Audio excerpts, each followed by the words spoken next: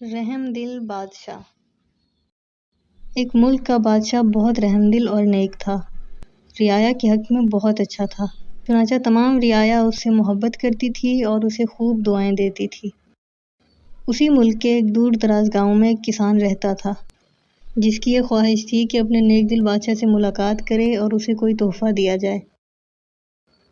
اس نے اپنی بیوی سے مشورہ کیا کہ میں بادشاہ کو ملنے کے لیے جانا چاہتا ہوں اور میری خواہش ہے کہ میں اسے کوئی تحفہ بھی دوں۔ تم مجھے مشورہ دو کہ میں بادشاہ کے لیے کیا تحفہ لے کر جاؤں۔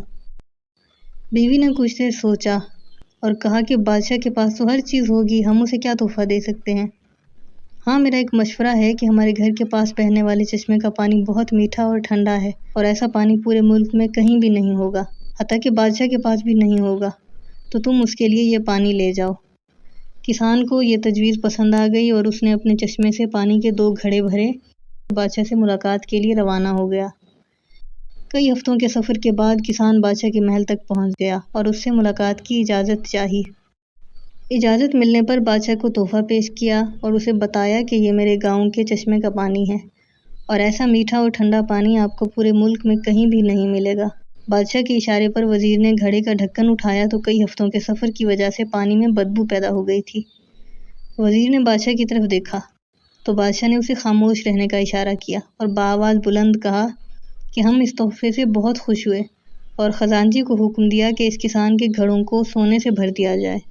کسان بہت خوش ہوا۔ بادشاہ نے وزیر کو بلا کر چپکے سے کہا کہ پانی کو گرا دینا اور واپسی پر اس کسان کو اس راستے سے گزارنا جہاں ہمارے چشمے ہیں، تاکہ اسے علم ہو کہ ہمارے پاس پانی کے کتنے چشمے ہیں اور ان کا پانی کتنا ٹھنڈا اور فرحت بخش ہے۔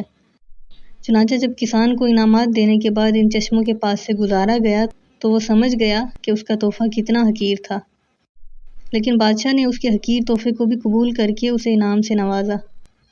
اس کے دل میں بادشاہ کے لیے محبت اور عقیدت اور بڑھ گئی۔ تو دوستو، ہماری عبادات کا بھی یہی حال ہے۔ ہم جو ٹوٹی پھوٹی عبادت کرتے ہیں تو ہم اسے بہت اچھی سمجھتے ہیں اور اپنے مالک کے حضور پیش کرتے ہیں۔ ان عبادات کی حقیقت معلوم ہونے کے باوجود مالک الملک نہ صرف ان عبادات کو قبول کرتا ہے بلکہ انعام کے طور پر ہمیں بیش بہا نعمتوں سے بھی نوازتا ہے، حالانکہ اسے ہماری عبادتوں کی ضرورت نہیں ہے۔ خالق کائنات کی عبادت کے لیے تو اس کے لاکھوں کروڑوں فرشتے ہی کافی ہیں۔ اللہ پاک سے دعا ہے کہ ہماری عاجزانہ انکسارانہ عبادات کو اپنی بارگاہ میں قبولیت کا شرف بخشے۔ اسی طرح کی خوبصورت کہانیاں سننے کے لیے ہمارے چینل سبسکرائب کیجیے اور بیل آئیکن دبائیے۔